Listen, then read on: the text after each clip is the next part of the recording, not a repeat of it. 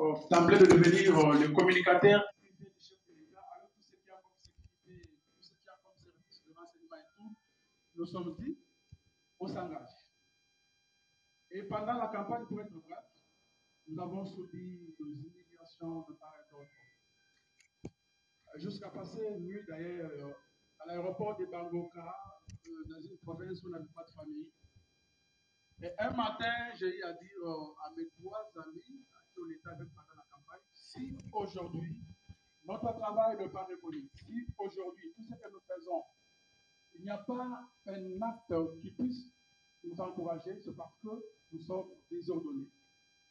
Réfléchissons autour d'une organisation qui puisse nous aider à être considérés.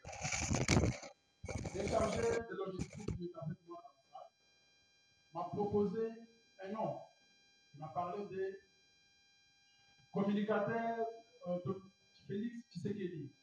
Je lui ai dit, des associations, si souvent, si elles prennent fin à chaque fois qu'il y a changement de régime, c'est parce que les gens préfèrent faire les choses qui ont une durée à court terme. Nous pensons loin. Pour ne pas citer le président de la République, parlons de communicateurs privés du chef. Ce qui veut dire la structure pourra continuer même après ce régime. Donc, c'est une association qui a une durée, à durée plutôt indéterminée.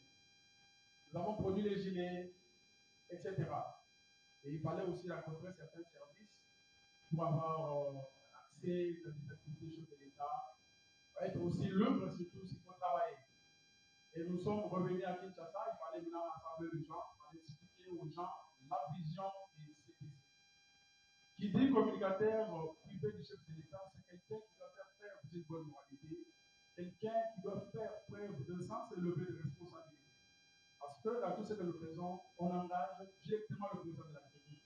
Raison pour laquelle ceux qui sont ici comme témoins oculaires savent que moi, quand j'ai fait mes tweets, appelés récemment X, quand je le fais, je n'ai jamais fait des allégations gratuites, je n'ai jamais incité qui que ce soit.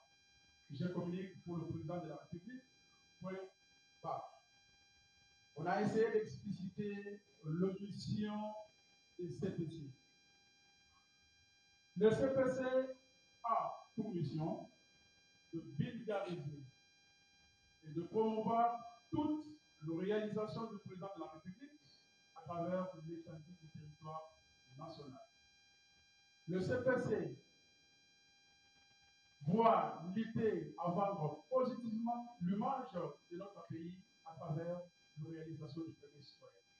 On a aussi comme mission, une fois encore, de former et d'outiller les communicateurs à travers la formation, les ateliers et le séminaire. Voilà, on a passé 5 ans, le premier quinquennat de l'État, sans qu'on ait ni les quotas, un bon emploi, et aussi on étouffait certaines intelligences. Parce qu'on était des privilégiés. Là où le chef inaugure, c'est toujours. Là où le chef lance les travaux, c'est toujours. Alors, ensemble avec les amis, on a bon jugé d'intégrer certaines figures emblématiques, d'intégrer certaines intelligences qui ne sont pas encadrées. C'était ça vraiment notre objectif. Nous nous sommes dit, pendant les activités du chef, non, on peut s'effacer. On peut s'effacer, on peut promouvoir nos amis qui sont aussi pertinents, mais qui, jusqu'à preuve du contraire, ils n'ont pas cette possibilité-là de travailler, d'écouter notre vie de part et d'autre. C'est à travers tout ce qu'on a eu à vivre pendant 5 ans que nous sommes décidés. Alors, au début, nous, on recevait des appels d'intégration de part et d'autre. On veut intégrer. Pourtant, c'était dit dès le départ de se soustraire du grand nombre pour former, pour faire un travail de titan.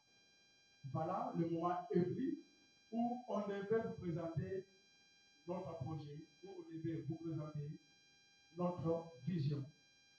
Nous ne sommes pas de chercheurs d'emploi, mais nous, on veut créer l'emploi.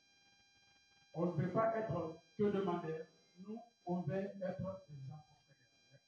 Tout en état sur le plan communicationnel. Et j'ose voir si aujourd'hui le CPC a une chaîne de télévision. On aura besoin d'engager des gens. parmi nous-mêmes dans la coordination, il y a ceux qui ne sont pas journalistes. Ce que nous faisons, c'est la communication politique. La communication liée aussi souvent en fait, à l'actualité. Vous comprenez? J'espère, là où peut-être vous ne me comprenez pas, s'il faut hausser la voix ou le ton, je peux le faire. J'espère qu'on s'attend tous. On s'attend. Voilà, moi, Tony. Voilà, moi, Vindi. Voilà, Vindi dans le pays. Donc, voilà. Chers amis, vous êtes tous la bienvenue. Vous pouvez plus aller plus loin, le bienvenu, comme vous le voulez. On va travailler tous ensemble. On va tous être de la même famille, comme on a toujours été. J'ai créé un groupe WhatsApp où j'ai découvert de différentes intelligences. J'étais vraiment étonné de voir que toutes ces intelligences-là étaient étouffées. Pourtant, parmi nous, il y avait ceux qui ne travaillaient même pas. Mais juste le fait d'être accrédité, prendre la photo d'un activité sur l'État, l'a balancé sur les réseaux sociaux pour communicateur privé sur l'État. Et je essaie de vous rappeler qu'il y a eu beaucoup de réalisations que le chef a fait, qui malheureusement, la communication n'était pas bel et bien orientée. Cette décision prise ensemble avec mes amis, en tout cas, on est déterminés. Je sais, il y aura des combats, il y aura des attaques. Là, on essaie et nous allons assumer. C'est la politique. On ne doit plus baisser le bras parce qu'il y a un groupe qui nous combat, il y a un groupe qui fait ceci, qui fait cela. Nous, on ne croisera alors jamais le bras parce que nous sommes porteurs d'une vision. C'est ça, en bref, la vision du CPC. Je parlais de la mise en application. On a les atouts, on tweet, on poste, on publie. La mise en application maintenant, on a évoqué toutes les plateformes des réseaux sociaux. Facebook, X, WhatsApp aussi fait partie, et TikTok. Toutes ces plateformes doivent nous aider à bel et bien communiquer, sans oublier aussi le média. Et là, nous sommes à mes côtés, il y a des cours à charge des médias et communication. Comment est-ce que notre communication sera orientée? Essayez de vous rappeler que déjà avec 200 personnes, prenons même 100 personnes, 100 personnes nous suffisent pour faire une armée puissante sur le plan communicationnel. Je vous donne un exemple. Moi, je fais, parce qu'on a une équipe, on a une commission de rédaction, appelée autrement une commission ad hoc. Je fais le poste par exemple. C'est 100 personnes qui postent au même avec moi. Les 100 personnes viennent commenter le post de X. Les 100 personnes viennent reposter ou retweeter le même post. Donc, dans moins de 10 minutes, on a 100 j'aime, 100 commentaires, 100 partages. L'opération continue, on fait des mêmes chez Y. Vous verrez que nous serons une armée intouchable. Nous serons une armée difficile à renverser. C'est ce que nous vivons avec les Rwandais sur X, sur Twitter, généralement. Vous verrez que quand un Rwandais tweet des fake news, dans moins de 10 minutes, c'est 100 cas. Comment ils font? C'est toute une équipe. C'est toute une équipe qui est bien gérée à partir d'une structure organisée. C'est ce que nous voulons faire. Nous ne voulons pas impacter le monde ou les réseaux avec le bruit inutile. Nous, on veut impacter les réseaux sociaux avec l'intelligence. On ne se laisse pas dans des allégations gratuites. On ne s'insulte pas non plus. Mais nous serons remarquables par le travail que nous allons faire sur le terrain. Et aussi, dans le même groupe appelé commission ad hoc ou groupe de rédaction, tous nos amis qui sont peut-être faibles, pour ne pas traiter des gens de moins intelligents, quelqu'un qui est peut-être fort sur le plan en fait, de médias, quelqu'un qui parle bien en français, mais qui a peut-être un handicap en ce qui concerne l'orthographe et autres. Ces groupes-là vont nous aider à chacun de nous laisser le voice. Il nous explique son esprit, il va écrire quoi, il va dire quoi au public. Et la commission ad hoc va produire les textes pour notre avis. En tout cas, ne vous gênez pas. C'est ça notre travail que nous allons faire. À commencer d'abord par moi-même. Donc, cette commission-là, tout membre de CPC est appelé de passer par là afin de laisser ce qu'il a comme message. Alors, c'est à partir de là qu'on va produire de bons textes.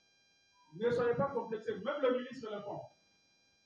Aucun ministre ne peut tuer directement seul. Non, il y a toujours une équipe de rédaction à côté. Le ministre donne sa pensée et on élabore les textes pour lui. Il y a aussi une équipe qui va corriger. Et par la suite, le tweet revient à celui qui devait tweeter. Soit c'est le ministre lui-même qui tweet, soit son équipe.